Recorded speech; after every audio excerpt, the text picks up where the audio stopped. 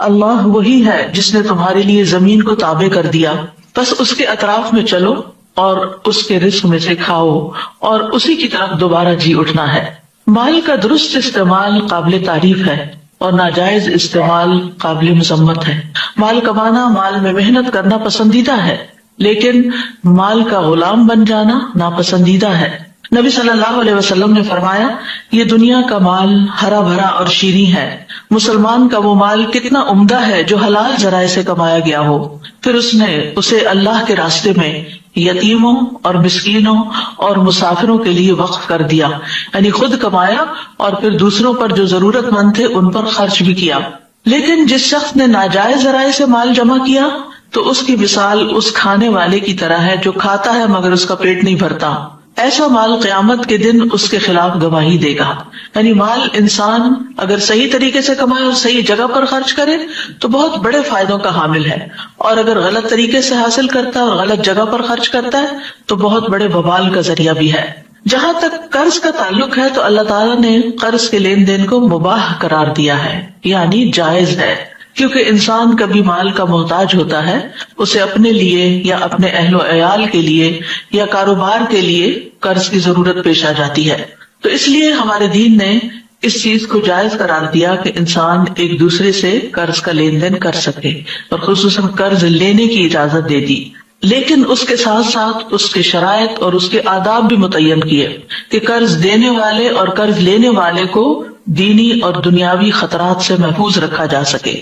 قرآن مجید میں قرض کے احکام کے بارے میں تفصیلی ہدایات سورۃ البقرہ کی آیت نمبر 282 میں آتی ہیں، جو ایک طویل آیت ہے۔ اس میں اللہ تعالیٰ نے تمام احکامات واضح کر دیے ہیں کہ اس سلسلے میں کیا کرنا چاہیے اور کیا نہیں کرنا چاہیے۔ یا ایھا الذین آمنوا اذا تداینتم بدین الی اجل مسمى فاکتبوہ، اے لوگوں جو ایمان لائے ہو، جب تم ایک مقرر وقت تک کے لیے آپس میں قرض کا لین دین کرو تو اسے لکھ لیا کرو۔ تو یہ پہلی ہدایت ہے، اور اس کے بعد اور بھی دیگر ہدایات ہیں جو قرض کے لین دین کرنے والے قرآن مجید کی اس آیت سے پڑھ کر سمجھ سکتے ہیں۔ جہاں تک قرض دینے کی بات ہے، یعنی قرض دینا، ایک ہے قرض لینا اور ایک ہے قرض دینا، تو اللہ سبحانہ وتعالیٰ ہر رات تہائی رات کو قرض دینے کے لیے پکارتا ہے۔ ابو ہریرہ کہتے ہیں کہ رسول اللہ صلی اللہ علیہ وسلم نے فرمایا کہ اللہ آدھی رات یا رات کے آخری تہائی حصے میں آسمان دنیا پر نزول فرماتا ہے اور فرماتا ہے، کون ہے جو مجھ سے دعا کرے تو میں اس کی دعا قبول کروں، یا وہ مجھ سے سوال کرے تو میں اس کو عطا کروں۔ پھر فرماتا ہے، کون ایسے رب کو قرض دے گا جو نہ تو فقیر ہے اور نہ کسی کا حق مارنے والا ہے۔ گویا اللہ سبحانہ تعالیٰ کے راستے میں خرچ کرنے کو اللہ تعالیٰ اپنے ذمہ بطور قرض لیتے ہیں، یعنی کون ہے جو اللہ کے راستے میں دے گا۔ تو یاد رکھیے، بندوں کو قرض دینا صدقے کی قسم ہے۔ رسول اللہ صلی اللہ علیہ وسلم نے فرمایا، کل قرض صدقہ، ہر قرض صدقہ ہے۔ ابن مسعود سے روایت ہے کہ نبی صلی اللہ علیہ وسلم نے فرمایا، جو مسلمان بھی دوسرے مسلمان کو دوبارہ قرض دے تو اسے ایک مرتبہ اتنا مال صدقہ کرنے کا ثواب ملے گا، یعنی ڈھیر مال صدقہ کرنے کا ثواب ملے گا۔ یعنی جس نے 2 بار قرض دیا، ایک بار آیا بندہ اس کو دے دیا، پھر دوسری بار آ گیا پھر دیا، تو اس کو اتنا مال، یعنی ایک مرتبہ جو دیا، گویا اس نے وہ صدقے میں دے دیا۔ پھر ایک اور روایت کے مطابق گردن آزاد کرنے، یعنی غلام کو آزاد کرنے کے برابر ثواب ہے۔ رسول اللہ صلی اللہ علیہ وسلم نے فرمایا، جس نے دودھ کا عطیہ دیا، یعنی کسی کو دودھ گفٹ کیا، یا چاندی قرض دی، یا کسی کو راستہ بتایا، اسے غلام آزاد کرنے کے برابر ثواب ملے گا۔ کسی کو دودھ پلانا یا قرض دینا یا پھر راستہ بتانا، یہ بھی بہت بڑا کام ہے، کیونکہ عام طور پر جب انسان اپنے کاموں میں مصروف ہوتا ہے اور اس سے کوئی پوچھ لے کہ یہ کام کیسے کیا جاتا ہے، یہ اس جگہ کیسے پہنچ سکتے ہیں، پہلے تو انسان کو گھر سے باہر کے سفر پہ راستہ نہیں ملتا تھا، اور اب تو ہمیں اپنے گیجٹس کے اندر بہت سے راستے تلاش کرنے پڑتے ہیں۔ تو جب آپ اپنے بچوں سے کہتے ہیں یا کسی سے کہتے ہیں کہ مجھے ذرا گائیڈ کر دیں، تو تھوڑے سے اریٹیٹ بھی ہو جاتے ہیں۔ تو مراد یہ ہے کہ کسی بھی انسان کی مدد کرنا اس طور پر کہ وہ اپنی منزل تک پہنچ جائے، یہ بھی صدقہ ہے اور غلام آزاد کرنے کے برابر ثواب ملتا ہے۔ قرض کا اجر جنت کے دروازے پر لکھا ہوا ہے۔ ابو امامہ سے روایت ہے کہ رسول اللہ صلی اللہ علیہ وسلم نے فرمایا، ایک آدمی جنت میں داخل ہوا، وہ کیا دیکھتا ہے کہ اس کے دروازے پر لکھا ہوا ہے، کہ صدقہ کا ثواب 10 گنا اور قرض کا ثواب 18 گنا ہے، اور یہ ڈیپینڈ کرتا ہے کہ کس نیت اور کتنے اخلاص کے ساتھ دیا، پھر اس کے مطابق زیادہ کم بھی ہو جاتا ہے۔ اس کی بنیادی وجہ کیا ہے؟ کیونکہ صدقہ تو انسان اپنے دل کی خوشی کے ساتھ دیتا ہے، یعنی صدقہ کرنے کے لیے آپ کو کوئی مجبور نہیں کرتا، اور جتنا آپ کے پاس ہوتا ہے خاموشی کے ساتھ آپ صدقہ کر دیتے ہیں اور آپ کو ایک عجب طرح کی خوشی ہوتی۔ لیکن جب کوئی قرض مانگنے آتا ہے، کوئی قرض کا سوال کر بیٹھتا ہے، تو انسان کا دل کچھ نہ کچھ ضرور تنگ پڑتا ہے کہ اب میں اپنی ضروریات میں سے نکال کر اپنا مال اس کو دے دوں، مجھے کیا ملے گا؟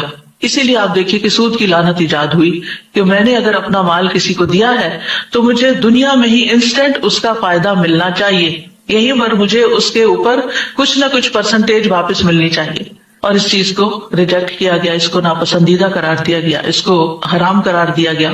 تو بہرحال آج ہم انشاءاللہ پڑھیں گے وہ دعا جو قرآن مجید میں بھی آتی ہے اور اس کا کچھ حصہ سنت سے بھی ہے، جس کے پڑھنے سے قرض ادا ہو جاتا ہے۔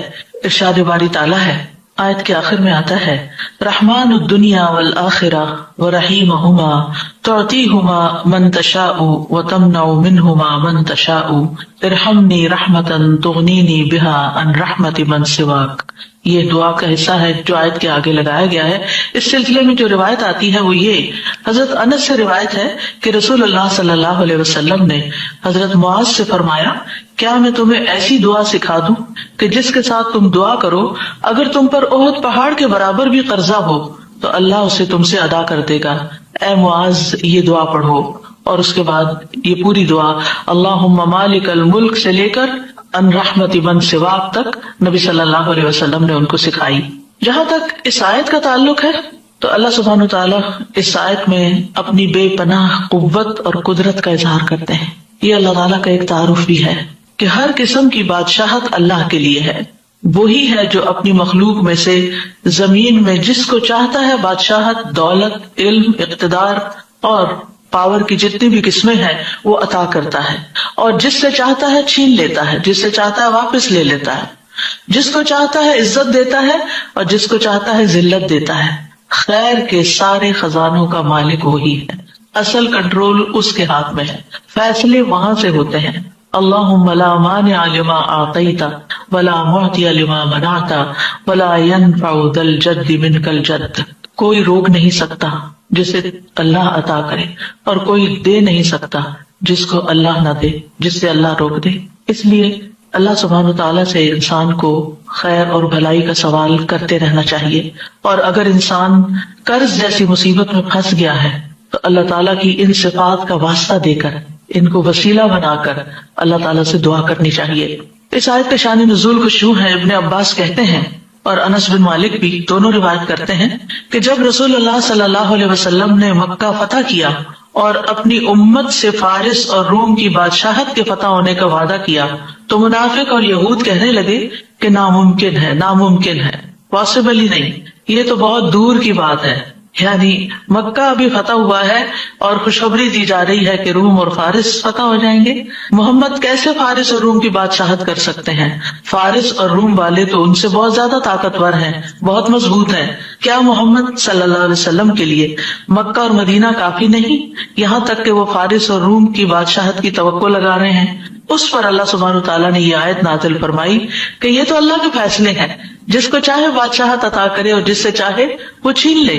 یعنی انسان اپنی سوچ میں بہت لمیٹڈ ہے، بہت محدود ہے، بہت چھوٹی سوچ ہے، اس میں ابنڈنس نہیں ہے، لیکن اللہ سبحانہ وتعالیٰ کے خزانے تو کہیں وسیع ہیں، وہ تو جو چاہے کر سکتا ہے، جس کو جتنا چاہے عطا کر سکتا ہے۔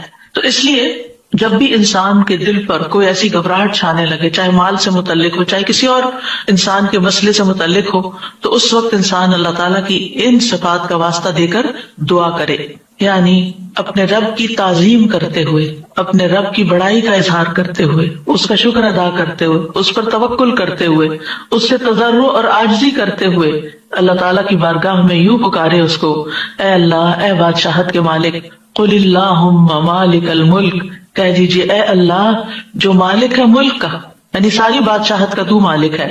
مراد اس سے کیا ہے؟ نمبر ایک، دنیا اور آخرت کے جتنے بھی معاملات ہیں وہ سب تیرے کنٹرول میں ہیں۔ دوسری بات یہ ہے کہ بندوں کا بھی مالک ہے، اور جو بندوں کے ہاتھ میں ہے، جو بندوں کی پوزیشن میں، اس کا بھی تو مالک ہے۔ مالک الملک. اور پھر اسی طرح بندوں کو کوئی بھی چیز دینے کا اختیار تیرے پاس ہے، چاہے وہ مال و دولت ہو، چاہے وہ نبوت ہو. کیونکہ لوگوں کو اس پر بھی اعتراض ہوتا تھا نا کہ محمد صلی اللہ علیہ وسلم کو کیوں نبی بنا دیا گیا، بلکہ ہر نبی کے بارے میں اس کی قوم کو اعتراض رہا. تو یہ بھی اللہ تعالیٰ کی اپنی تقسیم ہے، اللہ کی دین ہے. جس کو چاہے نبوت عطا کرے، جس کو چاہے مال دے، جس کو چاہے علم دے، جس کو چاہے بادشاہت دے، جس کو چاہے کوئی اقتدار دے. اور اسی طرح ان کو ریورس بھی کرنے پر پوری طرح قادر ہے. کوئی بھی اس پر اعتراض نہیں کر سکتا، کیونکہ حقیقی مالک اللہ ہے. فتعالى اللہ الملک الحق لا الہ الا ہوا رب العرش الکریم. سورۃ المؤمنون میں آتا ہے، بس بہت بلند ہے اللہ جو سچا بادشاہ ہے، اس کے سوا کوئی معبود نہیں، عزت والے عرش کا رب ہے. زمین و آسمان کی ہر چیز کا مالک ہے، چھوٹی چیز ہو یا بڑی چیز ہو، چاہے آسمان پہ نظر آنے والے سورج اور چاند. آج صبح کا چاند آپ نے دیکھا تو چاہے دن کو نکلا ہوا سورج ہو، رات کو نکلا ہوا چاند ہو، فل مون ہو، سارے کے سارے جو ہیں وہ رات ہو دن ہو، یہ اللہ تعالیٰ نے ان کو مسخر کر رکھا ہے. سب اس کے حکم کے مطابق چلتے ہیں اور اسی کے مطابق طلوع ہوتے ہیں اور غروب ہوتے ہیں. وہی ان کو بنانے والا ہے، وہی ان کو چلانے والا ہے، وہی ان کی رفتار مقرر کرنے والا ہے، وہی ان کے فائدے پہنچانے والا ہے، وہی ان کے نقصان سے بچانے والا ہے. یہ سب اللہ کے حکم سے ایک مقرر وقت تک کے لیے اپنے کام پر لگے ہوئے ہیں، چل رہے ہیں. اور پھر ذالکم اللہ ربکم لہ الملک، یہ ہے اللہ تمہارا رب جس کے لیے ساری بادشاہت ہے. اسی طرح سورۃ یاسین میں آتا ہے فسبحان الذی بیدہ ملکوت کل شیء والیہ ترجعون. پاک ہے وہ ذات جس کے ہاتھ میں ہر چیز کی حکومت ہے اور اسی طرح تم اس کی طرف لوٹائے جاؤ گے. زندگی اور موت کا مالک بھی وہی ہے. لہ ملک السماوات والارض یحیی ویمیت وہو علی کل شیء قدیر. آسمانوں اور زمین کی بادشاہت اسی کے لیے ہے، وہی زندہ کرتا ہے، وہی موت دیتا ہے، اور وہ ہر چیز پر پوری قدرت رکھتا ہے. یعنی اگر وہ فیصلہ کر لے زندگی دینے کا تو کوئی موت نہیں دے سکتا، اور اگر اس نے زندگی ختم کرنے کا فیصلہ کر لیا تو دنیا بھر کے ڈاکٹرز بھی مل کر کسی کو موت کے منہ سے نہیں بچا سکتے. اس معاملے میں بھی پورا اختیار اللہ سبحانہ وتعالیٰ ہی کا ہے. پھر رزق کا مالک بھی وہی ہے، ہمارے جسم کا مالک بھی وہی، آنکھ، کان، دل، دماغ، سب کچھ. اللہ تعالیٰ فرماتے ہیں قل من یرزقکم من السماء والارض، ان سے پوچھئے کون ان کو رزق دیتا ہے آسمانوں اور زمین سے. ام من یملک السمع والابصار، کون ہے جو سمع اور بصر کا مالک ہے، وہی مالک ہے. وَمَن يُخْرِجُ الْحَيَّ مِنَ الْمَيِّتِ وَيُخْرِجُ الْمَيِّتَ مِنَ الْحَيِّ وَمَن يُدَبِّرُ الْأَمْرَ فَسَيَقُولُونَ اللَّهُ فَقُلْ أَفَلَا تَتَّقُونَ. کون ہے جو زندہ کو مردہ سے اور مردہ کو زندہ سے نکالتا ہے، کون ہے جو تدبیر کرتا ہے سارے معاملات کی. وہ ضرور کہیں گے کہ اللہ. تو کہہ دیجئے کیا پھر تم ڈرتے نہیں ہو؟ یعنی جس رب کے اختیار میں یہ ساری چیزیں ہیں، ذرے سے لے کے پوری کائنات تک، عرش تک، ہر چیز کا مالک وہ ہے، تو پھر کیا فرض بنتا ہے کہ اس کی طرف رجوع کیا جائے، اس سے مانگا جائے اور اس کی عظمت کا احساس دل میں رکھا جائے، اسی کو سب سے بڑا سمجھا جائے. کیونکہ مشکل یہ ہے کہ ہم دنیا میں کسی کے پاس کچھ تھوڑا سا مال یا اختیار یا اقتدار یا کوئی اسکل یا ہنر یا علم، کوئی ڈگری، کوئی عہدہ دیکھ لیتے ہیں تو ہم اس سے توقعات لگا بیٹھتے ہیں کہ یہ ہمارے کام کر دے گا، جبکہ اصل اختیار کا مالک تو اللہ ہے. اس لیے ہر معاملے میں اس کو پکارے. لوگ آپ کے ساتھ انصاف کریں تب بھی، لوگ آپ کے ساتھ ظلم کریں تب بھی اسی کی طرف رجوع کریں. اور نبی صلی اللہ علیہ وسلم نے فرمایا لا مالک الا اللہ عز وجل، اللہ عز وجل کے سوا کوئی مالک نہیں ہے. پھر یہ کہ اس کی ملکیت میں کوئی شریک بھی نہیں ہے، یعنی نہ صرف یہ کہ مالک ہے بلکہ کلی مالک ہے، کوئی اس کا شریک نہیں. الذی لہ ملک السماوات والارض ولم یتخذ ولدا ولم یکن لہ شریک فی الملک. وہ ذات کے اسی کے لیے ہے آسمانوں اور زمین کی بادشاہت، اور اس نے نہ کوئی اولاد بنائی ہے اور نہ کبھی بادشاہت میں کوئی اس کا شریک رہا ہے. اللہ کے سوا کوئی بھی ایسا نہیں کہ جو کسی چیز کا حقیقی مالک ہو. یہ وقتی طور پر جو چیزیں ہماری ملکیت میں دے دی گئی ہیں، جن چیزوں کی کنجیاں ہمارے ہاتھ میں دے دی گئی ہیں، یہ صرف ٹیمپرریلی ہے. جب آپ اس دنیا میں نہیں ہوں گے تو اس میں سے کوئی کسی بھی چیز پر آپ کا اختیار نہیں ہوگا. جب تک آپ زندہ ہوتے ہیں، آپ مثلاً خود کمانے والے ہوتے ہیں، اپنے اولاد پہ خرچ کر رہے ہوتے ہیں، آپ اپنی اولاد کو پاکٹ منی بھی دیتے ہیں تو آپ ان کو ساتھ انسٹرکشن دیتے ہیں کہ یہ اس طرح اور اس طرح خرچ کرنا اور ان کاموں میں نہیں لگانا. لیکن انسان کی وفات کے بعد جب اس کا مال تقسیم ہوتا ہے تو اس کی انسٹرکشن کہاں ہوتی ہے؟ کچھ بھی نہیں کہہ سکتا. پھر اولاد چاہے تو صدقہ کر دے، اولاد چاہے تو کسی غلط کام میں لگا دے، کچھ بھی کرے، پھر آپ کا تو کوئی اختیار نہیں. ہمارا اختیار ہمارے جسم پر یعنی آنکھوں کانوں پر، یا ہماری اولاد پر کسی حد تک، یا ہمارے مال پر کسی حد تک، یہ صرف اور صرف چند دن کی بات ہے جو دنیا کا کچھ حصہ ہے، اور یہ بھی اصل میں اللہ نے دے رکھا ہے. اور اس میں بھی ہم پوری طرح کلی طور پر مالک نہیں ہوتے، یعنی اس میں بھی صرف اتنے کے مالک ہے جتنا اللہ کا اذن ہوتا ہے. باقی چیزیں ہوتے ہوئے بھی، بہت کچھ کرنا چاہتے ہوئے بھی ہم کر نہیں پاتے کیونکہ اللہ کا اذن نہیں ہوتا. اور قرآن مجید میں بار بار اس بات کی تردید کی گئی ہے کہ غیر اللہ کسی چیز کے مالک نہیں ہے. لا یملکون لکم رزقا، وہ تمہارے رزق کے مالک نہیں. لا یملکون مثقال ذرۃ فی السماوات ولا فی الارض، وہ آسمان و زمین میں ذرے کے برابر بھی کسی چیز کے مالک نہیں. اب یہ ہے کہ اللہ سبحانہ تعالیٰ کے مالک ہونے کا تقاضا کیا ہے کہ ہم اس کو مالک سمجھیں، اس کی طرف رجوع کریں، اس سے دعا کریں، اپنی محتاجی اور فقر کا اظہار اس کے سامنے کریں. نبی صلی اللہ علیہ وسلم نے فرمایا جب رات کا ایک تہائی حصہ گزر جاتا ہے تو اللہ تعالیٰ آسمانی دنیا پہ نزول فرماتے ہیں اور اعلان کرتے ہیں میں ہوں بادشاہ، میں ہوں بادشاہ، کون ہے جو مجھ سے دعا کرے کہ اسے قبول کر لوں، کون ہے جو مجھ سے سوال کرے کہ میں اس کو عطا کر دوں، کون ہے جو مجھ سے بخشش طلب کرے تو میں اسے بخش دوں. اور یہ اعلان مسلسل طلوع فجر تک ہوتا رہتا ہے، یعنی جب تک فجر کی اذان نہیں ہو جاتی یہ اعلان ہوتا رہتا ہے. اب یہ ہم پر ہے کہ ہم کتنا مانگتے ہیں. اور آج کل کتنا اچھا موقع ہے، ہر کوئی سحری کے لیے اٹھتا ہے، تو اس وقت یہ دعائیں تو کم از کم کر لیں. کوئی حاجت ہے تو مانگ لیں، کون ہے جو مجھ سے سوال کرے تو میں اسے عطا کر دوں، کیا چاہیے مانگو عطا کروں، کون ہے جو مجھ سے بخشش مانگے تو میں اسے بخش دوں. کیونکہ رات کا آخری حصہ وبالاسحار هم یستغفرون گناہوں کی بخشش مانگنے کے لیے ہوتا ہے. یعنی یہ دو خاص چیزیں. اور پھر عمومی دعا، کون ہے جو مجھ سے دعا کرے تو میں اسے قبول کروں، یعنی کوئی بھی دعا جو آپ کریں. پھر فرمایا تؤتی الملک من تشاء وتنزع الملک ممن تشاء، تو جسے چاہتا ہے بادشاہ دیتا ہے اور جس سے چاہتا ہے چھین لیتا ہے. اس میں بادشاہت کی تمام اقسام موجود ہیں، یعنی عقل کی بادشاہت، صحت کی بادشاہت، اخلاق حسنہ کی بادشاہت، حکم کو جاری کرنے اور قدرت کی بادشاہت، محنت کی بادشاہت، سرمایوں کی ملکیت کی بادشاہت، ہر طرح کی بادشاہت، ہر طرح کا ملک، یعنی ہر طرح کی کنٹرول جس کو کہتے ہیں، یہ سب شامل ہے. اللہ سبحانہ تعالیٰ ہمیں عطا کرتا ہے، تو تل ملک دیتا ہے، ہمیں کلی مالک نہیں بناتا، دیا ہے اس نے، رکھو امانت ہے. اسی لیے آپ دیکھیں کہ جو مومن بندے ہوتے ہیں جب ان کے ہاتھ سے کوئی چیز چلی جاتی ہے، کوئی مال چلا جاتا ہے یا اولاد میں سے کوئی چلا جاتا ہے، تو وہ کیا کہتے ہیں کہ یا اللہ یہ تیری امانت تھی، تو نے واپس لے لی، ہم تیرے فیصلے پر راضی ہیں. اور اس طرح اللہ تعالیٰ ان کے دل کو قرار دے دیتا ہے کہ میرے بندے نے خوشی خوشی امانت واپس کر دی. یہ ہماری جان بھی کیا ہے، یہ ہمارا بدن کیا ہے، ہمارے پاس امانت ہے، اور ایک دن ہمیں یہ واپس لوٹا دینی ہے جو اس کا اصل مالک ہے.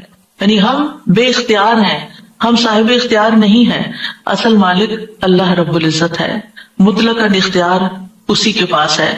تو چونکہ اللہ مالک بناتا ہے، بندے کے پاس جو کچھ ہوتا ہے اللہ نے دیا ہوتا ہے، اس لیے بندے کو چاہیے کہ اس پر اللہ ہی کی مرضی کے مطابق تصرف کرے. وہ کس طرح چاہتا ہے کہ ہم اپنی آنکھیں استعمال کریں، وہ کیا چاہتا ہے کہ ہم اپنی زبان کیسے استعمال کریں، وہ کیا چاہتا ہے کہ ہم اپنے کان کہاں استعمال کریں، وہ کیا چاہتا ہے کہ ہم اپنے پاؤں کہاں استعمال کریں، وہ کیا چاہتا ہے کہ ہم اپنا مال کہاں استعمال کریں. جتنی بھی چیزیں اللہ نے ہمارے اختیار میں دی ہیں، ان سب کے بارے میں ہمیں ضرور دیکھنا چاہیے کہ کیا وہ اللہ کی مرضی کے مطابق استعمال ہو رہی ہے یا اللہ کی ناراضگی کے ساتھ استعمال ہو رہی ہیں. کیونکہ اللہ سبحانہ تعالیٰ جب چاہے ان کو واپس بھی لے سکتا ہے. اگر ہم نے اللہ کو ناراض کیا تو وہ کچھ بھی واپس لے سکتا ہے، کیونکہ اصل اختیار تو اس کا، اصل مالک تو وہی ہے.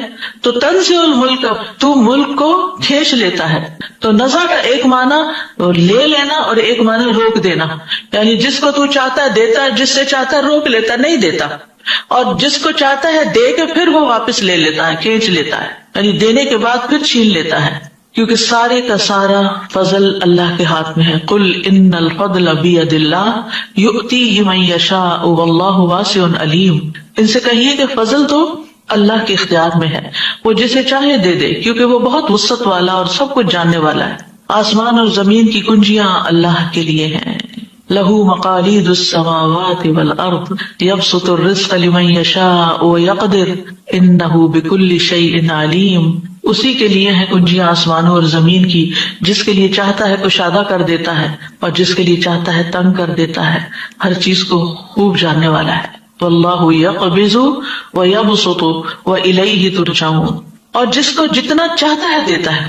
कारून को बड़े बड़े खजानों का मालिक बना देता है और जब चाहता है उससे वापस भी ले लेता है। तो बात यह है कि हमारे पास जो भी कोई नेमत है, वमा बिकुम मिन नेमतिन फमिन अल्लाह, इसलिए हमें किसी मामले में गुरूर और तकब्बुर का शिकार नहीं होना चाहिए कि ये मैं हूँ, ये मेरा है, ये मेरे पास है। ये 4 हलाक कर देने वाले कलिमात हैं जो कुरान मजीद में आए हैं। अना खैरुम मिन्हु, अना मैं, ली अलैसा ली मुल्क मिस्र, अना खैरुम मिन्हु किसने कहा था? शैतान ने। और अलैसा ली मुल्क मिस्र फिरऔन ने कहा था। इंदी मेरे पास है, काल इन्नमा ऊतीतुहु अला इल्मिन इंदी, कारून ने कहा था। नहनु उलू कुव्वतिन, हम कुव्वत वाले हैं।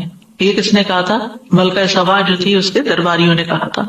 लेकिन इन सब की कुव्वत और पावर और इनके इख्तियारात और मिल्कियत फिर कहाँ गई? ये आम लोगों जैसे नहीं थे, इनके पास बहुत बड़ी बड़ी कुव्वतें थी, बहुत बड़ा बड़ा इख्तियार था। वो चला गया तो फिर हम जैसे मामूली लोगों का क्या हाल है। इसलिए किसी भी चीज पर फख्र और गुरूर नहीं होना चाहिए। वो तो इज्जु मन तशा व तुज़िल्लु मन तशा, तू ही जिसे चाहता है इज्जत देता है, जिसको चाहता है जिल्लत देता है। इज्जत का माना ताकत और गलबा भी होता है, सिर्फ बादशाहत ही नहीं, यानी इज्जत और जिल्लत का मालिक भी है, यानी कि ये बादशाहत के साथ भी लाजिम है और इसके अलावा भी, यानी इताअत के जरिए इज्जत और नाफरमानी के जरिए जिल्लत देता है, मदद देकर इज्जत और मगलूब करके जिल्लत देता है, माल देकर इज्जत और मोहताज करके जिल्लत देता है। ये सब कुछ अल्लाह के इख्तियार है। लेकिन अल्लाह अपने औलिया को जलील नहीं करता। अल्लाह के औलिया जो होते हैं, अल्लाह के जो दोस्त होते हैं, वो इताअत करते हैं, नाफरमानी नहीं करते, फिर भी उनका नुकसान हो जाते हैं। वो दूसरों की मदद करते हैं लेकिन खुद बादुकत मगलूब हो जाते हैं। वो दूसरों को देने वाले होते हैं लेकिन खुद कभी मोहताज हो जाते हैं। तो ये सब कुछ क्या है? ये उनकी आजमाइश के लिए होता है, अल्लाह ताला की नाराजगी की वजह से नहीं होता। यानी अल्लाह ताला उनको जलील नहीं करना चाहता, बल्कि उसके एवज उनको अजर अजीम देना चाहता है, उनको मजीद नवाजना चाहता है। वो छोटी चीज लेता है और हमेशा बड़ी देता है, चाहे दुनिया में दे चाहे आखिरत में दे। वादुका दोनों जगह देता है। यानी अल्लाह सुब्हानहू व तआला एक हर्फ पढ़ने की 10 नेकियां देता है। कमी तो उसके पास है ही नहीं, वो बहुत कुछ देने वाला है। तो जो बंदे इताअत के साथ, अल्लाह की फरमाबरदारी के साथ अल्लाह की मदद मांगते रहते हैं, अल्लाह सुब्हानहू व तआला उनको भी देता है, दुनिया में भी देता है और आखिरत में तो फिर उसने वादे ही कर रखे हैं। इसके बरक्स जब इंसान खुद पसंद बनता है और अकड़ता है और गुरूर करता है और बड़ी बड़ी बातें जबान से निकाल लेता है, तो बाज़ फिर क्या होता है, अल्लाह ताला उसको बेयारो मददगार छोड़ देते हैं, उसको जिल्लत से दो चार कर देते हैं। बियदिकल खैर, खैर तो सिर्फ तेरे हाथ में है, यानी हर तरह की खैर अल्लाह के पास है। और यद का लफ्ज यहाँ पूरे मुकम्मल कंट्रोल के लिए भी है ना, यानी अल्लाह के हाथ में, किसी और के हाथ में नहीं। खैर क्या होती है? हर वो चीज खैर है जिसमें बंदे के लिए मसलहत और फायदा होता है, यानी हमारे लिए हर फायदे की चीज खैर है। ये खैर खा दुनिया के कामों में हो या आखिरत के कामों में है। रिस्क है, सेहत है, इल्म है, माल है और नेक अमल, ये सब खैर ही खैर है। इन सब पर खैर का इतलाक होता है। और ये नहीं कहा कि बियदिक शर, क्योंकि वश्शर्रु लैसा इलैक, शर की निस्बत अल्लाह की तरफ नहीं करते। अल्लाह सुब्हानहू तआला ने हर चीज के अंदर खैर शर रख दिया है, लेकिन वो जिस बंदे के साथ उसका वास्ता पड़ता है उसके हिसाब से उसके लिए खैर या शर बन जाती है। तो अल्लाह सुब्हानहू तआला खैर ही का काम करता है, शर का काम नहीं करता। लेकिन एक ही चीज आपने देखा होगा, एक बंदे के लिए खैर का सबब होती है, उसी तरह की वही चीज दूसरे बंदे के लिए शर का सबब होती है। अब आप देखें, बाज लोगों के जिस्म में नमक की कमी हो जाती है, तो नमक तो बजाते खुद नमक है ना, वो तो खैर शर नहीं है ना, लेकिन वो नमक एक बंदे के लिए खैर का बायस बन जाता है जिसके जिस्म से नमक कम हो रहा हो और वो मरने के करीब हो तो उसको यानी कि एक्स्ट्रा पहुंचाते हैं। एक बंदा जो ब्लड प्रेशर का मरीज है, उसके लिए नमक जिंदगी खत्म करने का जरिए। अब नमक तो नमक है, तो अल्लाह की एक नेमत है, एक को फायदा दे रहा है, एक को नुकसान दे रहा है, तो नमक में शर नहीं है, तो इसके इस्तेमाल करने वाले की निस्बत से उसके लिए फायदा या नुकसान है। इन्नका अला कुल्लि शैइन कदीर, बेशक तू हर चीज पर खूब कुदरत रखता है, हर चीज का मालिक तू है। तो फिर जब हर चीज पर कादिर वो है, तो हमें अपने मामलात अल्लाह के सुपुर्द कर देने चाहिए। اور پھر اس بات پر پورا یقین رکھنا چاہیے کہ سارے اختیارات، ہر قسم کی بھلائی اس کے ہاتھ میں ہے اور کمال قدرت کا مالک ہے. اس لیے اپنے قرضوں کی ادائیگی میں بھی، مالی مشکلات میں بھی اسی کی طرف رجوع کرنا چاہیے اور اس سے دعا کرنی چاہیے. یعنی انسان کوشش تو کرتا ہے لیکن بعض اوقات کوششیں کسی نتیجے پر نہیں پہنچتی، یا یہ کہ وہ کوشش اس حد تک نہیں ہو پاتی باوجود کوشش کے جو ضروری ہوتی ہے، جو مطلوبہ ہوتی ہے. مثلاً آپ کو اگر اس چھت پہ چڑھنا ہے تو اس کے لیے اتنی سیڑھیاں آپ کو چاہیے جو چھت تک لے جائیں. اگر آپ کی سیڑھی آدھے راستے تک جاتی ہے تو پھر کیا ہوگا؟ آپ چڑھ کے کھڑے رہیں، آپ اوپر نہیں چڑھ سکتے. تو اسی طرح بعض اوقات انسان کے اوپر بہت بڑا قرضہ ہوتا ہے، بہت بڑی ذمہ داری ہوتی ہے. وہ جتنا بھی کما لے، وہ جتنی بھی محنت کر لے، وہ 2 3 جابس کر لے، وہ اس قابل نہیں ہوتا کہ وہ اپنا قرض ادا کر سکے، اپنا فرض پورا کر سکے. اس کو ضرورت ہوتی ہے کہ وہ اللہ سے مانگے، پھر اللہ تعالیٰ غیب سے اس کے لیے ایسے اسباب فراہم کر دے کہ جہاں اس کی سوچ بھی نہ جاتی ہو. یہ ہے دعا کا کام. جہاں تک قرض کا تعلق ہے تو قرض لینے سے حتی الامکان بچنا چاہیے. ہر معاملے میں انسان اللہ سے مدد مانگے، قرض سے بچے. طارق کہتے ہیں کہ انہوں نے ابن ابی اوفا سے سنا کہ ایک شخص کے بارے میں سوال کیا گیا کہ کیا وہ قرض لے کے حج کر سکتا ہے، قرض لے کے چلا جائے. انہوں نے کہا وہ اللہ سے رزق مانگے، قرض نہ مانگے. یعنی قرض نہ لے، اللہ سے رزق مانگے کہ اللہ اتنی وسعت پیدا کر دے کہ وہ حج کر سکے. آج سے آپ یوں کہ 100 سال پہلے یا 50-60 سال پہلے لوگ صرف وہ خریدتے تھے جو ان کے پاس ہوتا تھا، اور شدید ضرورت جب پیش آتی تھی، کوئی اچانک بیماری آ گئی یا کوئی اور مصیبت آ گئی تو وہ قرض لے لیا کرتے تھے. صرف اس وقت قرض لیا جاتا تھا جب شدید ضرورت ہوتی تھی، لیکن اس وقت ہر بندے کو قرض لینے پر ابھارا جاتا ہے. کریڈٹ کارڈ کی شکل میں آپ دیکھیں کہ ہر شخص کسی نہ کسی طرح قرض کے تلے ہوتا ہے. آپ کے ہاتھ میں کچھ بھی نہیں ہے اور آپ چیز خریدے جا رہے ہیں تو گویا آپ قرض پر ہی ایک طرح سے خرید رہے ہیں. اور پھر اگر آپ اس لمیٹڈ عرصے میں مقرر تاریخ تک وہ قرض ادا نہیں کرتے تو پھر آپ کے اوپر کیا آ جاتا ہے؟ سود آ جاتا ہے. اور اس طرح آپ دیکھیں کہ بعض لوگ صرف خواہشات پوری کرنے کی، ان کی ضرورت نہیں ہوتی چیزیں، چونکہ آسان ہے اس چیز کا حاصل کرنا. یعنی اس وقت دنیا میں بہت سارے لوگ ایسے ہیں کہ جو وہ کچھ اپنے پاس رکھتے ہیں جن کے وہ حقیقی مالک نہیں ہے، وہ ان کی پوزیشن میں نہیں ہے چیزیں، وہ سب قرض پر لی ہوئی ہیں، اور قرض اتنا زیادہ کہ سب کچھ بیک وقت دینے کی بھی ہمت استطاعت نہیں ہے. تو آپ دیکھیے کہ بلا وجہ ایسی چیزیں خریدنا اور اپنے آپ کو قرض تلے رکھنا یہ ناپسندیدہ ہے. ابن ابی اوفا سے سوال کیا کہ ایک شخص حج کے لیے قرض لے سکتا ہے یا نہیں، تو انہوں نے کہا کہ نہیں. یعنی حج کس پر فرض ہے؟ جس کے پاس وسعت ہے. اس پر تو فرض ہی نہیں جس کے پاس وسعت نہیں. وہ قرض لے کر کیوں حج کرنا چاہتا ہے؟ قرض لینا دراصل اپنے آپ کو امن سے نکال کر خوف میں مبتلا کرنا ہے. چاہے آپ کے بینک میں پیسے ہوں اور آپ سمجھتے ہو کہ آپ کا ڈیٹ جلدی ادا ہو جائے گا، لیکن پھر بھی جو آپ کے ہاتھ میں ہے وہاں سے خریداری کریں بنسبت اس ذریعے کے کہ جو آپ کے ہاتھ میں نہیں ہے اور آپ قرض لے کے خریداری کریں اور پھر آپ کا قرض چکایا جائے.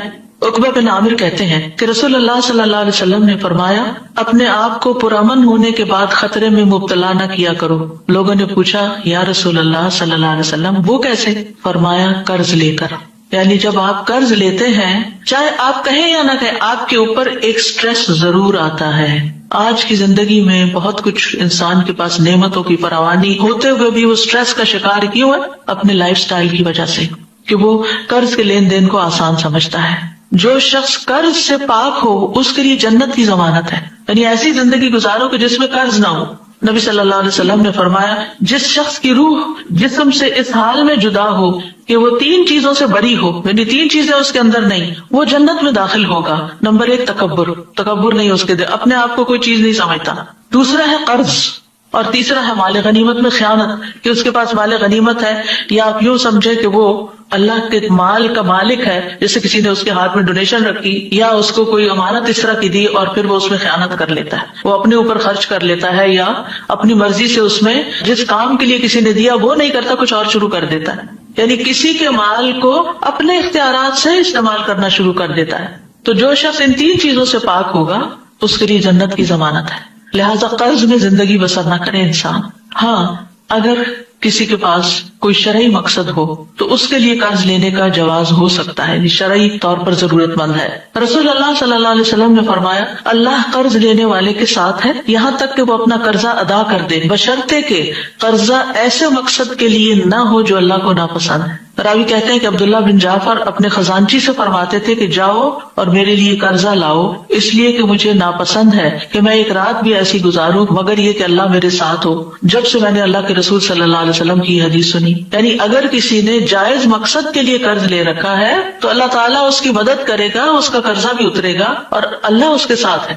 اور یہ کون شخص ہے؟ جو واقعی شدید ضرورت مند ہے، حقیقی معنوں میں ضرورت مند ہے۔ اس سلسلے میں ایک اور بات بھی یاد رکھیے کہ بعض اوقات آپ کو اپنی ذاتی ضرورت کے لیے قرض نہیں لینا ہوتا، لیکن آپ کے سامنے کوئی ایسا شخص آ جاتا ہے جو انتہائی شدید حاجت کا شکار ہے اور آپ خود کچھ نہیں کر سکتے، تو آپ کسی سے قرض لے کر اس کی مدد کر سکتے ہیں، کیونکہ اس کو کوئی قرضہ نہیں دے گا، لیکن آپ کی جو کہ ایک ریلائبلٹی ہے، ٹرسٹ ہے لوگوں کو آپ پر، تو آپ کو کوئی دے دے گا تو آپ لے کر اس کی ضرورت پوری کر دیں اور پھر آپ اپنا قرضہ ادا کرتے رہیں۔ بلال رضی اللہ عنہ سے مروی ہے کہ جب رسول اللہ صلی اللہ علیہ وسلم کے پاس کوئی انسان آتا، آپ اس کو ننگا دیکھتے، یعنی اس کے پاس پراپر ڈریس نہیں ہے، تو مجھے حکم کرتے، میں جاتا اور قرض لے کر اس کے لیے چادر خرید لاتا، اسے پہننے کے لیے دیتا اور اسے کھانا کھلاتا۔ یعنی یہ ایک جائز صورت ہے جس میں انسان ایسا کر سکتا ہے، لیکن وہ بھی ادائیگی کی نیت کے ساتھ۔ جہاں تک قرض کے آداب کا تعلق ہے تو قرض کے تمام لین دین میں مدتوں کی تحدید ضروری ہے کہ کتنے عرصے کے لیے قرض لیا جا رہا ہے، اوپن اینڈ نہیں ہونا چاہیے۔ 10 دن کے لیے دے دیں، 10 مہینے کے لیے دے دیں، 10 سال کے لیے دے دیں، تو ٹائم پیریڈ الی اجل مسمى۔ دوسری بات یہ کہ لیتے یا دیتے وقت اس کو لکھنا ضروری ہے۔ تیسری بات یہ کہ لکھنے والا عدل و انصاف کے ساتھ لکھے، کسی قرابت یا عداوت سے متاثر نہ ہو۔ چوتھی بات یہ کہ قرض دار جب لوگوں کے حقوق کاتب کو لکھوائے تو اللہ سے ڈرے اور اس میں کبھی بیشی نہ کرے۔ نمبر 5، خرید و فروخت اور لین دین میں گواہ مقرر کرنا بہتر ہے، نہ ہو تو کوئی بات نہیں۔ نمبر 6، گواہ 2 مرد یا 1 مرد اور 2 عورتیں ہوں گی۔ 2 عورتیں کیوں؟ تاکہ ان پر ذمہ داری کم آئے، بوجھ کم پڑے۔ نمبر 7، جب گواہ کی ضرورت پڑے تو اس کو انکار نہیں کرنا چاہیے، اسے حاضر ہو جانا چاہیے گواہی دینے کے لیے۔ قرض واپس مانگنے والے کو اجازت ہے کہ وہ سختی کر سکتا ہے، سختی سے واپس مانگ سکتا ہے۔ ایک شخص نبی صلی اللہ علیہ وسلم کے پاس اپنے قرض کا تقاضا کرنے کے لیے آیا اور سخت گفتگو کرنے لگا، یعنی اپنی گفتگو میں وہ ہارش ہو گیا۔ آپ کے صحابہ غصے میں اس کی طرف بڑھے کہ تم اللہ کے رسول صلی اللہ علیہ وسلم کے ساتھ یہ معاملہ کر رہے ہو، لیکن رسول اللہ صلی اللہ علیہ وسلم نے فرمایا کہ اسے چھوڑ دو، کیونکہ جس کا کسی پر حق ہو تو وہ بات کہنے کا بھی حق رکھتا ہے۔ پھر آپ نے فرمایا اس کے قرض والے جانور کی عمر کا 1 جانور اسے دے دو۔ صحابہ نے عرض کیا یا رسول اللہ صلی اللہ علیہ وسلم، اس سے زیادہ عمر کا جانور تو ہے لیکن اس عمر کا نہیں ہے جتنا اس کو دینا بنتا ہے۔ آپ نے فرمایا اسے وہی دے دو، کیونکہ سب سے اچھا آدمی وہ ہے جو دوسروں کا حق پوری طرح ادا کرتا ہو۔ لیکن اگر کسی کے پاس مال ہے اور وہ قرض لینے میں ٹال مٹول کر رہا ہے، جان بوجھ کے نہیں دے رہا کہ میں تھوڑا اور انجوائے کر لوں کسی اور کے مال سے، تو یہ انتہائی غلط ہے۔ رسول اللہ صلی اللہ علیہ وسلم نے فرمایا قرض ادا کرنے میں مالدار کی طرف سے ٹال مٹول کرنا ظلم ہے، اور اگر تم میں سے کسی کا قرض کسی مالدار کے حوالے کیا جائے تو اسے قبول کرے، یعنی قرض خواہ کو کہا جائے کسی دوسرے نے میرا قرض دینا ہے اس سے لے لو، تو وہ مان جائے اچھا ٹھیک ہے میں اس سے لے لیتا ہوں۔ قرض ادا کرنے کی قدرت ہونے کے باوجود اگر کوئی ٹال مٹول کرے تو سزا بھی دی جا سکتی ہے۔ رسول اللہ صلی اللہ علیہ وسلم نے فرمایا مالدار آدمی کا ٹال مٹول کرنا اس کی عزت کو حلال کر دیتا ہے، یعنی لوگ پھر اس پہ باتیں بنانے لگتے ہیں، اس کی سزا کو جائز کر دیتا ہے۔ ابن مبارک کہتے ہیں عزت حلال کرنے کا مطلب ہے کہ اس سے سخت کلامی کی جائے، اور سزا کا مطلب ہے کہ اس کو قید کر دیا جائے، یعنی اس پر کوئی عدالت کی طرف سے پھر پنشمنٹ دی جائے۔ قرض کو ہمیشہ اچھے طریقے سے ادا کرنا چاہیے۔ جابر بن عبداللہ کہتے ہیں میں نبی صلی اللہ علیہ وسلم کی خدمت میں حاضر ہوا، آپ اس وقت مسجد میں تشریف فرما تھے، آپ نے فرمایا پہلے 2 رکعت نماز پڑھ لو، اور میرا نبی صلی اللہ علیہ وسلم پر کچھ قرض تھا جسے آپ نے ادا کیا اور زیادہ دیا، یعنی جب آپ لوٹاتے تھے تو زیادہ دیتے تھے، کمی نہیں کرنی چاہیے۔ جس کا قرض دینا ہو اس کو ہدیہ نہیں دینا چاہیے، یعنی آپ اس کو گفٹ نہیں دے سکتے۔ مثلاً آپ نے کسی سے قرضہ لیا، قرضہ لوٹانے کی بجائے آپ اس کو گفٹ دے رہے ہیں، یہ درست نہیں، یہ سود ہوگا۔ سعید بن ابی بردہ اپنے والد سے روایت کرتے ہیں کہ میں مدینہ آیا تو میں نے عبداللہ بن سلام رضی اللہ عنہ سے ملاقات کی۔ انہوں نے کہا آؤ میں تمہیں ستو اور کھجور کھلاؤں گا، اور تم ایک مکان میں داخل ہوگے جس میں رسول اللہ صلی اللہ علیہ وسلم بھی تشریف لے گئے تھے۔ پھر آپ نے فرمایا، یعنی کہ رسول اللہ صلی اللہ علیہ وسلم نے فرمایا، انہیں حدیث سنائی، تمہارا قیام ایک ایسے ملک میں ہے جہاں سودی معاملات بہت عام ہیں۔ اگر تمہارا کسی شخص پر کوئی حق ہو اور پھر وہ تمہیں ایک تن کے یا جو کے دانے یا گھاس کے برابر بھی ہدیہ دے، اسے قبول نہ کرنا کیونکہ یہ سود ہوگا، یعنی جس سے قرضہ لیا ہوا ہو اس کو گفٹ دینا سود بنتا ہے۔ اسی طرح ہمارا دین ہمیں یہ بھی سکھاتا ہے کہ کسی کے قرضے کی ذمہ داری لے لی جائے۔ کسی غریب نے قرضہ لیا، وہ نہیں ادا کر پا رہا تو اس کی طرف سے ادا کر دیا جائے۔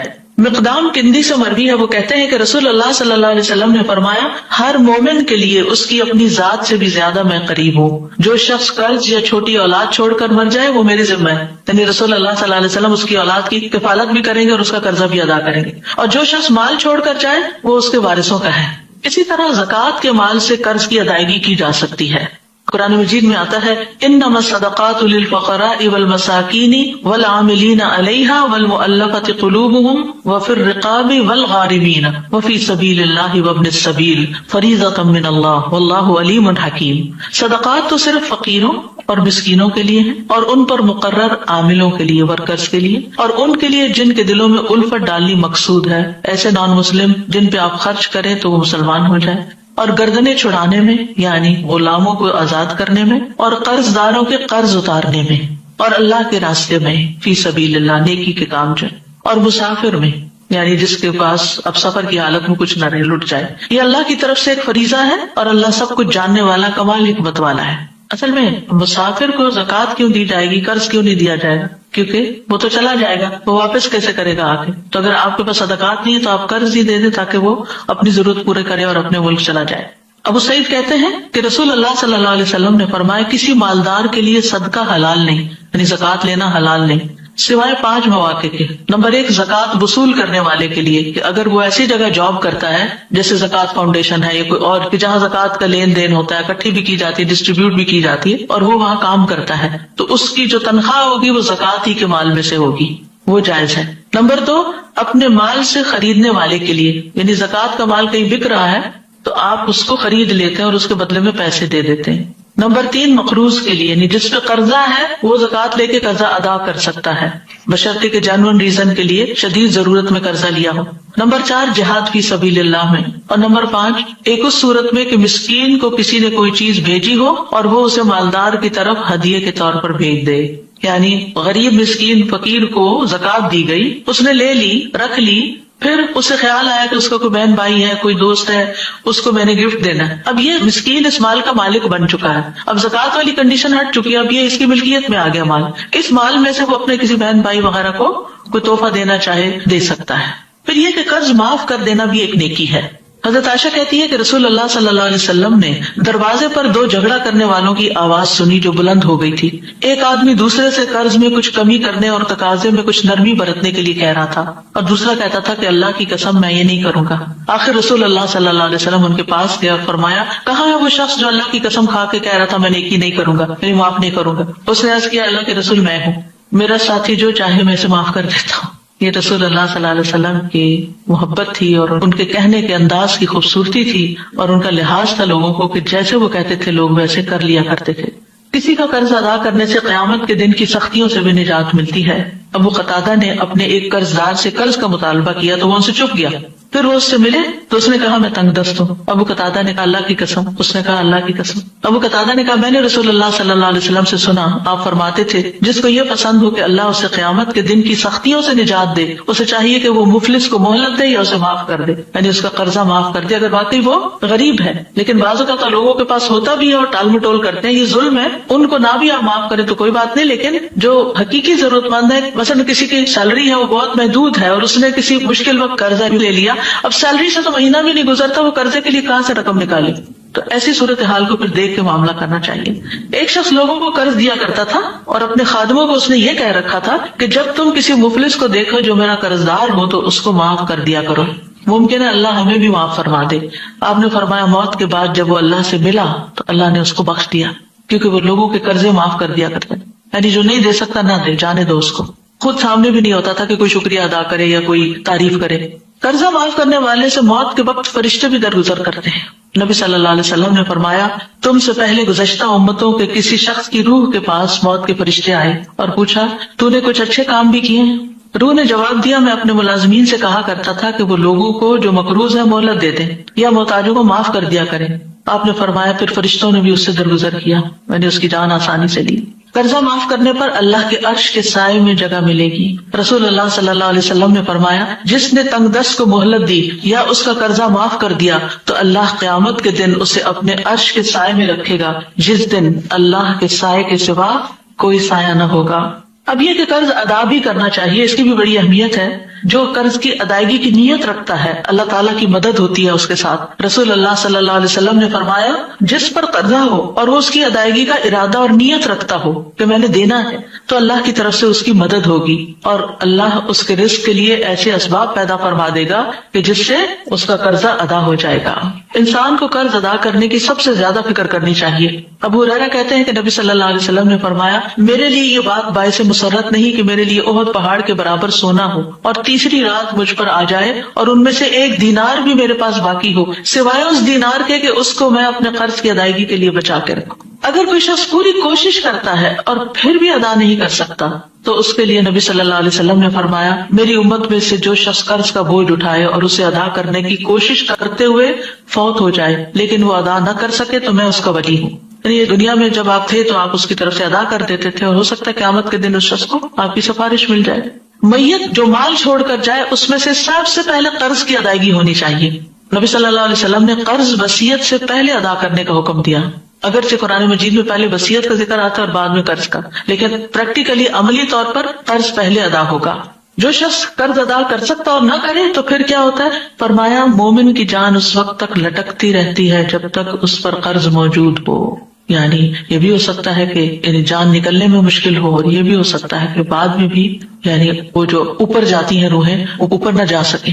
قرض کی وجہ سے روح قید میں ہوتی ہے. رسول اللہ صلی اللہ علیہ وسلم نے صحابہ کو خطبے میں فرمایا کیا یہاں بنی فلان کا کوئی شخص ہے؟ تو کسی نے کوئی جواب نہیں دیا. پھر پوچھا کیا یہاں بنو فلان کا کوئی شخص ہے؟ پھر کسی نے جواب نہیں دیا. آپ نے پھر پوچھا تو ایک شخص نے کھڑا ہو کر کہا میں ہوں یا رسول اللہ. آپ نے فرمایا پہلے 2 بار پوچھنے پر تم نے مجھے جواب کیوں نہیں دیا؟ کس چیز نے روکا تمہیں؟ میں تو تمہاری بھلائی کی خاطر تمہیں پکار رہا تھا. تمہارا ساتھی اپنے قرض کے سبب قید میں ہے. سمرہ کہتے ہیں میں نے دیکھا کہ ایک شخص اٹھا اور اس نے قرض ادا کر دیا یہاں تک کہ کوئی اس سے اپنا قرضہ مانگنے والا نہ بچا. یعنی یہ جو بندہ آیا تھا اس کا قرضہ آپ ادا کرنا چاہتے تھے تو زندہ ہے تب بھی، یعنی وہ ایک طرح سے جکڑا ہوا ہے اور مر گیا ہے تب بھی. شہید سے بھی قرض معاف نہیں، یعنی شہید کی روح بھی معلق ہوتی ہے جب تک قرض نہ ادا کرتے. رسول اللہ صلی اللہ علیہ وسلم نے فرمایا شہید سے سوائے قرض کے سب گناہ بخش دیے جاتے ہیں. نبی صلی اللہ علیہ وسلم نے ایسے لوگوں کا جنازہ نہیں پڑھایا جن کے ذمہ قرض ہوتا. اگر ادا نہ کرنے کی نیت سے کوئی قرض لے تو اس کے بارے میں آپ نے فرمایا کہ جو کوئی لوگوں کا مال قرض کے طور پر ادا کرنے کی نیت سے لیتا تو اللہ اس کی طرف سے ادا کر دے گا، اور جو کوئی نہ دینے کے لیے لیتا ہے اللہ اس کو تباہ کر دے گا. رسول اللہ صلی اللہ علیہ وسلم نے فرمایا جو مرد بھی قرض لے اور اس کی نیت یہ ہو کہ قرضہ نہیں دے گا، ادا نہیں کرے گا، وہ اللہ سے چور بن کے ملے گا یعنی قیامت کے دن. اور جو شخص قرض ادا نہ کرے اور اس کے بغیر ہی فوت ہو جائے تو اس کے بارے میں رسول اللہ صلی اللہ علیہ وسلم ایک جگہ بیٹھے ہوئے تھے جہاں جنازے رکھے جاتے تھے. آپ نے اپنا سر آسمان کی طرف اٹھایا، پھر اپنی نگاہ کو نیچے کیا، پھر اپنا ہاتھ پیشانی پر رکھ کے فرمایا سبحان اللہ سبحان اللہ، کیا سختی اتری ہے. فرماتے ہیں کہ ہم نے پہچان لیا اور ہم خاموش ہو گئے. جب دوسرا دن ہوا تو میں نے پوچھا کہ کیا سختی ہے جو نازل ہوئی ہے؟ آپ نے فرمایا قرض کے بارے میں. اس ذات کی قسم جس کے قبضے میں میری جان ہے، اگر کوئی شخص اللہ کے راستے میں شہید کر دیا گیا ہو، پھر وہ زندہ ہو جائے، پھر اسے مار ڈالا جائے، پھر زندہ ہو جائے، پھر قتل کیا جائے اور اس پر قرض ہو تو وہ جنت میں داخل نہ ہوگا حتیٰ کہ اس کا قرض ادا کر دیا جائے. یعنی قرض ایسی چیز ہے جسے لازماً ادا کرنا ہی چاہیے یا پھر معاف کروا لینا چاہیے. قرض ادا نہ کرنے والے کا قیامت کے دن نیکیوں سے قرض ادا ہوگا، یعنی چھوڑا نہیں جائے گا وہاں بھی. رسول اللہ صلی اللہ علیہ وسلم نے فرمایا جو آدمی مقروض ہو کر مرا تو یاد رکھے کہ وہاں درہم و دینار نہیں ہوں گے، وہاں تو نیکیوں اور برائیوں کا تبادلہ ہوگا. یعنی اگر نیکیاں کم پڑ گئی تو جس سے قرضہ لیا تھا اس کی برائیاں لینی پڑے گی سزا بھگتنے کے لیے. قرض کی ادائیگی میں اللہ سے مدد مانگنی چاہیے، ویسے تو ہر معاملے میں، لیکن خاص طور پر ایسے پریشان کن حالات میں اللہ تعالیٰ سے دعا کرنی چاہیے.